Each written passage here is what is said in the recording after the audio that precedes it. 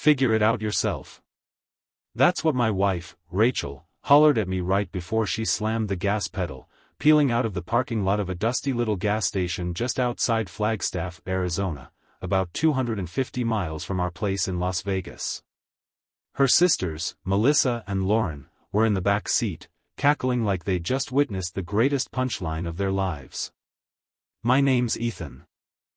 I'm 34, work construction for Desert Ridge Engineering, and I've been married to Rachel for 8 years.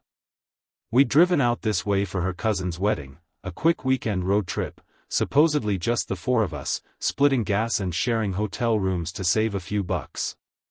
But from the moment we left, something felt off. Rachel kept glancing at her sisters in the rearview mirror, trading quiet comments they thought I couldn't hear. Whenever I asked what was going on, she'd flash that sweet smile and brush me off with, "Nothing, babe. Just sister stuff." My gut told me it wasn't that simple.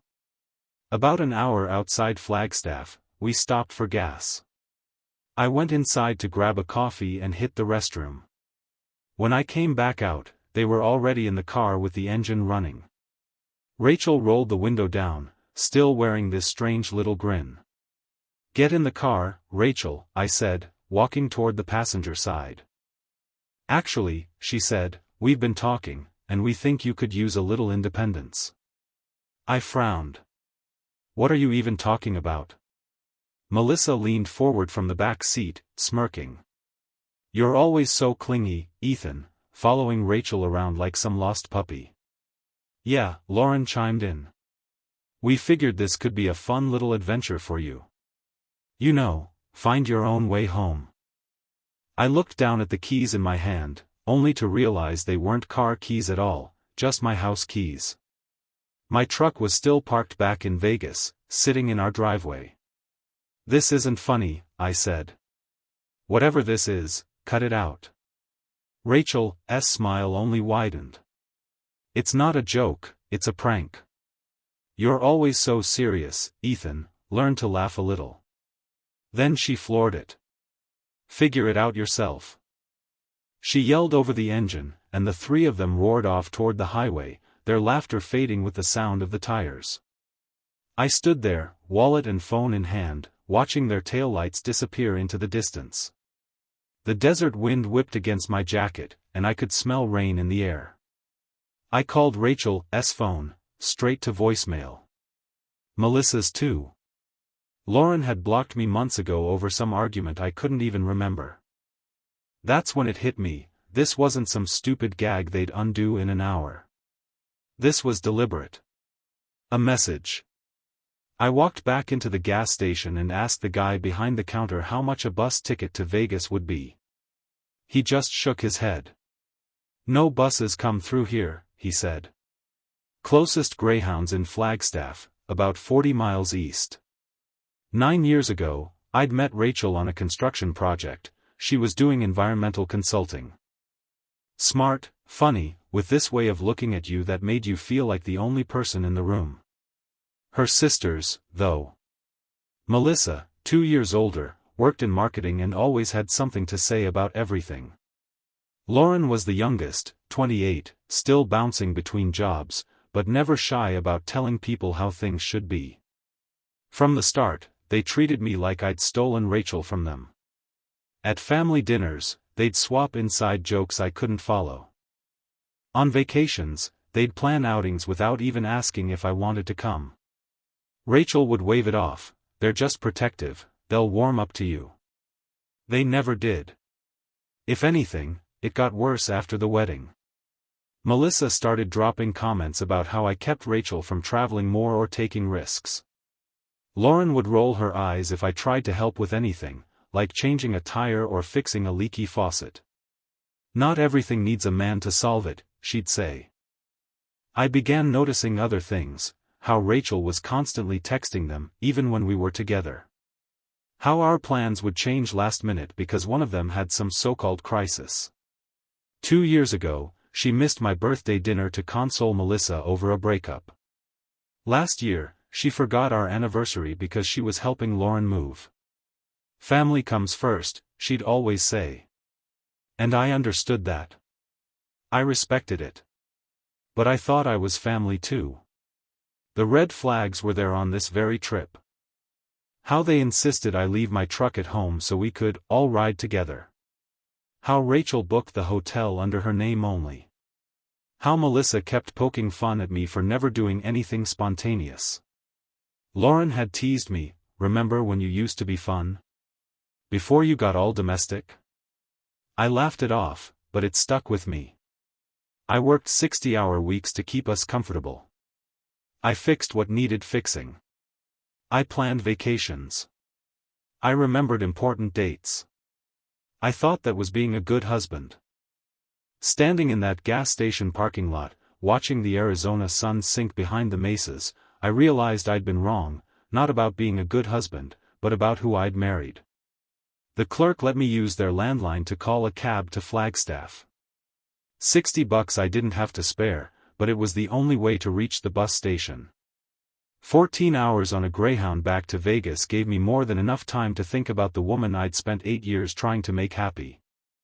The whole ride, I kept checking my phone, half expecting an apology text or a panicked call when they realized they'd crossed a line. But nothing came. Sometime around midnight, somewhere outside Santa Fe, New Mexico, it hit me like a freight train. This wasn't about teaching me independence or helping me loosen up.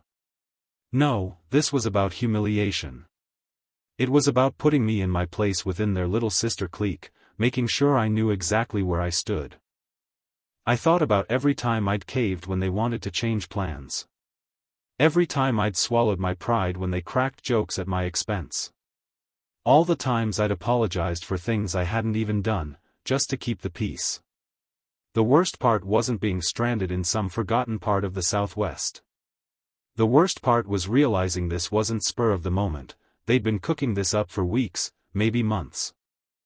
I pictured them sitting around Melissa's condo in Phoenix, sipping wine, laughing about how clueless I was while they mapped out the whole thing.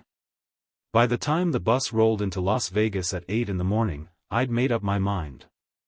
I grabbed a cab home, expecting to see Rachel's car in the driveway. But it wasn't there. Inside, the house was exactly as we'd left it Friday morning. I dropped my bag on the kitchen table, called into work, and then did something I'd never done before. I started going through Rachel's things. It wasn't jealousy. It wasn't suspicion. It was about figuring out who I'd actually been married to all these years. Her laptop was locked, but she'd never been great about closing browser tabs. I found months of group chats with her sisters, screenshots of my texts, complete with laughing emojis. Photos of me asleep with captions like "dead to the world again" and no awareness whatsoever. But it was the thread about this very trip that broke something in me. Melissa had typed first, "We should totally ditch him somewhere and see how long it takes him to get home." Lauren replied, "OMG yes, he's so dependent on Rachel for everything." Rachel, you guys are awful, but honestly, that would be hilarious. Every detail had been plotted. The gas station stop. The independence speech. Even a backup plan if I somehow beat them home. Melissa had written, "He'll probably call his mommy or something. Big baby." I closed the laptop and just sat there for a long time, staring at nothing. Then I walked upstairs, packed a single bag, and left. No note. No shutting off the utilities. No locking the door. I walked out the same way they'd driven away from me, but this time, I wasn't coming back. I drove my truck straight to my brother Daniel's place in Albuquerque. He worked the night shift at a manufacturing plant and had a spare bedroom. When I knocked on his door with a duffel bag and no explanation, he didn't press me. Just handed me a beer and asked, "How long you staying?" "No idea," I said. Daniel had never liked Rachel. He never flat out said it, but I could tell, by the way he'd get quiet around her, by how he'd always leave early when we hosted family get-togethers. I told him everything. The prank.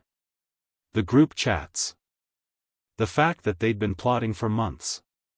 "Jesus, Ethan," he said when I was done. You're better off without her. The next morning, I called my boss at Desert Ridge Engineering and asked for a transfer to a hospital renovation project in Albuquerque. They were short on experienced guys, and he told me I could start Wednesday. Tuesday afternoon, my phone started lighting up. Rachel was back. I let the call go to voicemail. The message played, "Ethan, where are you? I came home and you're just gone. That's not like you. Call me. We need to talk about this." No apology. No admission of what she'd done. Just confusion that I'd had the nerve to leave. I blocked her. Melissa called next. Blocked. Then Lauren. Blocked. They got crafty, started calling from other numbers. Her work phone. Unknown numbers. Always the same pitch. I was overreacting. It was just a joke. I needed to come home so we could work this out. Thursday, Daniel came home from his shift with this look. "Your wife's here," he said. "She's sitting in her car outside." Sure enough, her sedan was parked across the street. She spotted me through the blinds and got out, heading toward the building. I met her in the lobby before she could knock. "Ethan, thank God," she said, reaching for me. "I've been so worried." I stepped back. "What do you want, Rachel?" "I want you to come home.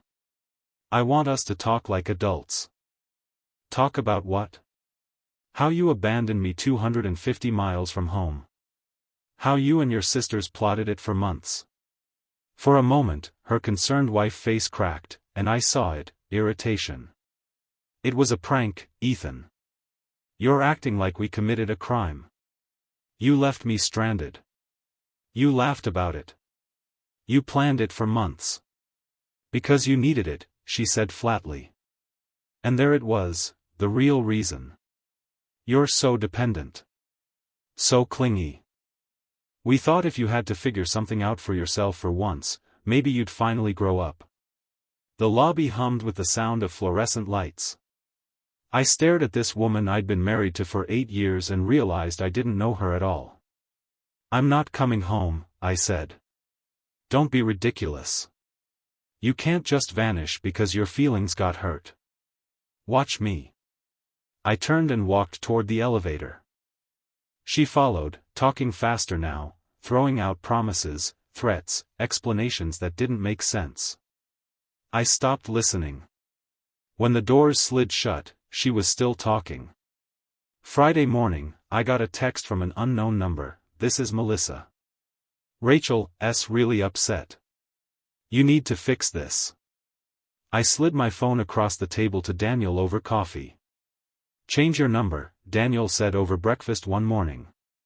So I did. 3 weeks later, I had a new rhythm to my days, putting in hours at the hospital job site, lending Daniel a hand with his truck on weekends, and slowly learning what it felt like to make choices without checking in with anyone first. I'd found myself a modest apartment on the south side of Albuquerque. Nothing fancy, just a one-bedroom with creaky floors and a stubborn bathroom faucet, but it was mine. No more joint decisions over couch fabric or wall colors. No more negotiating over which show to watch or what to eat for dinner. For the first time in years, I felt like me again. That's when my mom called. "Ethan, honey," she began. Rachel stopped by the house. I'd been dodging my parents' calls, not ready to explain why I'd left, but clearly Rachel had no problem filling them in. "What did she say?" I asked. "She told us you were having some sort of breakdown. That you vanished after a family trip and won't answer her calls." I could hear the worry in her voice.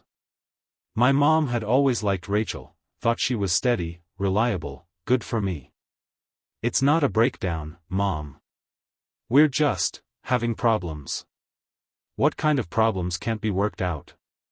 I didn't want to get into the group chats, the weeks of scheming, or the subtle jabs that had built up to that moment at the gas station outside Flagstaff. To anyone on the outside, it would sound petty, like I'd walked out over a joke. "I'll call you later, Mom." I just need to think.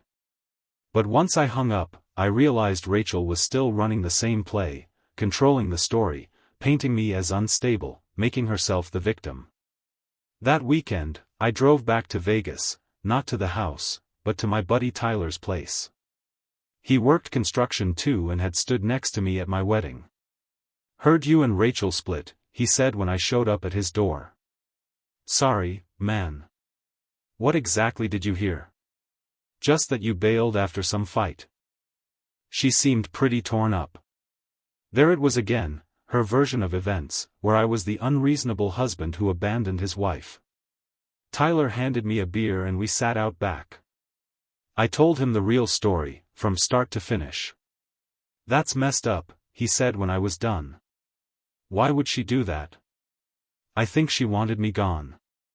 Not forever, just long enough to prove she could hurt me.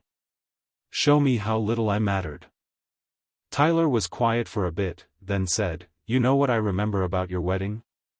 During the reception, you were chatting with a few guys from my crew, laughing, having a good time, and every time you looked like you were enjoying yourself, Rachel would swoop in and pull you away. Said you needed to greet some relative or take more photos. I thought it was weird. I remembered that, how she'd kept steering me away from conversations. At the time, I figured she was just being a good hostess." "Maybe," Tyler said. "Or maybe she just didn't like seeing you happy without her." That night, I drove past the house Rachel and I had shared. Her car was in the driveway, lights glowing in the living room. I could see her shadow moving through the windows. I didn't stop.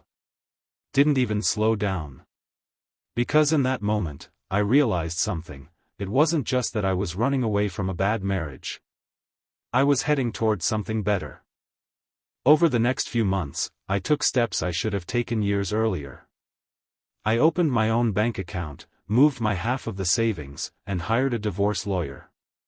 Andrea Foster was her name, sharp, no nonsense, and all business. She listened to everything without judgment. "Do you have any proof of harassment?" she asked. I showed her the list of blocked numbers, the texts from Melissa and Lauren, the missed calls at my job, even the fact that Rachel had shown up at my parents' house spinning lies. "And you said she told your parents you were having a breakdown?" "Yeah."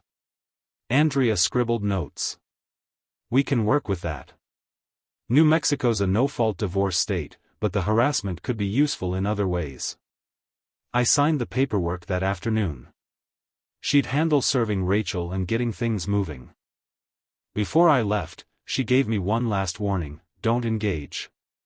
No calls, no texts, no conversations in person. If she shows up at your work, document it and call the police if necessary. Anything you say could be twisted to make you look unstable. The hospital renovation was going smoothly. I'd been promoted to crew leader, managing a team of 5. The pay was solid, the work steady, and nobody cared about my personal life as long as I showed up. I even started taking night classes at the community college, business management, something I'd always wanted to do, but had put off because Rachel and her sisters constantly demanded my attention. For the first time in forever, I had breathing room. I could actually think about what I wanted instead of just reacting to what everyone else expected. 2 months after I filed, Daniel called while I was at work. "That lawyer of yours wants to talk. Says it's important." I met Andrea that afternoon. She had a stack of papers and a look like she'd been waiting for this. "Your wife's been busy," she said. "She's got her own attorney, and they're claiming abandonment, saying you left without warning and refused marriage counseling." Abandonment? It's weak, but they're framing your leaving as deliberate and malicious. They want to fight the division of assets. Something cold settled in my stomach. Even now, she was still trying to control the board. "But here's the twist," Andrea said, leaning back in her chair. "I had an investigator dig around. Your wife's telling people you were abusive and she had to leave for her safety." "That's a lie." "I know," Andrea said, sliding a file toward me. "And I can prove it. Andrea slid a folder across her desk. The investigator found something you'll want to see. Inside were printouts, photos pulled from Rachel's social media the very weekend she'd left me behind. Shots of her and her sisters at some trendy bar in downtown Santa Fe, clinking shot glasses and grinning like they'd just pulled off the heist of the century. The captions read "Girls' Weekend and Freedom." There was even a time stamp, 11 p.m., the very night I'd been stuck at that gas station. "This blows up their whole story," Andrea said. "They can't claim they were afraid of you while also partying to celebrate your absence." I stared at one of the photos. Melissa was wearing my Las Vegas Raiders cap, the one I'd left on the passenger seat when I went inside for coffee. Andrea tapped the folder. "And that's not all. Your wife wasn't exactly careful about her privacy settings." She handed me another stack, screenshots of their group chats, not just the ones I'd already seen on Rachel's laptop, but dozens more. Months of plotting, making bets about how long it would take me to crawl back, laughing about what they'd say when people asked where I was. "We'll file our response tomorrow," Andrea said. "And then we finish this." The court date landed on a Tuesday morning in March. I wore my best suit, the same one I'd worn at our wedding 8 years earlier. Rachel sat across the aisle with her lawyer, a slick-looking guy in a tailored gray suit who probably billed in 15-minute increments. She looked thinner, more tired. When our eyes met, she gave me this little smile, like we were still a team. Her attorney went first, painting me as some unstable husband who'd stormed out over a harmless prank. Said I'd refused counseling, disappeared without warning, and was using the separation to punish Rachel. "Your Honor," he concluded, "Mr. Parker clearly wanted out of this marriage and seized on a minor misunderstanding to justify abandoning his responsibilities." Andrea stood when it was our turn, calm and deliberate. "Your Honor, we'd like to submit evidence that directly contradicts the petitioner's claims." One by one, she handed the judge the screenshots, the social media posts, the phone records. "These messages show the petitioner and her sisters plotting for months to strand my client. These photos were taken the very night they did it, celebrating their actions. And here is proof of repeated harassment after my client requested no contact." The judge flipped through the evidence in silence while Rachel's lawyer leaned over to whisper urgently to her. Her confident expression faltered. "And finally," Andrea continued, "we have testimony and evidence showing the petitioner has made false statements about my client's mental state and character to friends and family, a clear pattern of manipulation, not concern." When the judge finally looked up, his tone was firm but even. "Based on the evidence presented, I'm granting the divorce as requested. Assets will be divided equally, and there will be no spousal support awarded to either party. The court finds no evidence of abandonment or abuse by the respondent." Rachel tried to approach me in the hallway afterward, but Andrea stepped in. "No contact," she said sharply. I walked out of the courthouse without looking back. Nearly 3 years after that gas station in Arizona, it was finally over. The business classes had paid off. 6 months later, I launched my own company, Parker Contracting. We started small, kitchen remodels, fence repairs, but the work was steady and my customers liked that I kept my word. Daniel came on as my first hire. Tyler joined soon after when word spread that we didn't cut corners. I bought a modest place on the west side of Albuquerque, nothing fancy, but it had a garage for my tools and a little yard where I could sit in the evenings and actually hear myself think. No negotiations over furniture. No debates about colors. About a year after the divorce, I ran into Tyler at the hardware store. "You hear about Rachel?" he asked. I hadn't thought about her in months. "What about her?" "Divorced again. Married some guy from her office right after your divorce. Lasted maybe a year." I picked up the screws I needed and headed toward the register. "Don't you want to know why?" Tyler called after me. "Not really," I said, and I meant it. Turns out, Rachel and her sisters eventually had to face the fallout from the games they played. Melissa lost her marketing job after HR got wind of the harassment she'd bragged about online. Lauren's gossip fell apart when mutual friends compared notes and realized she'd been lying. Rachel's quick marriage and faster divorce left her reputation in shreds with the same crowd she'd been so eager to impress. Some lessons you only learn the hard way.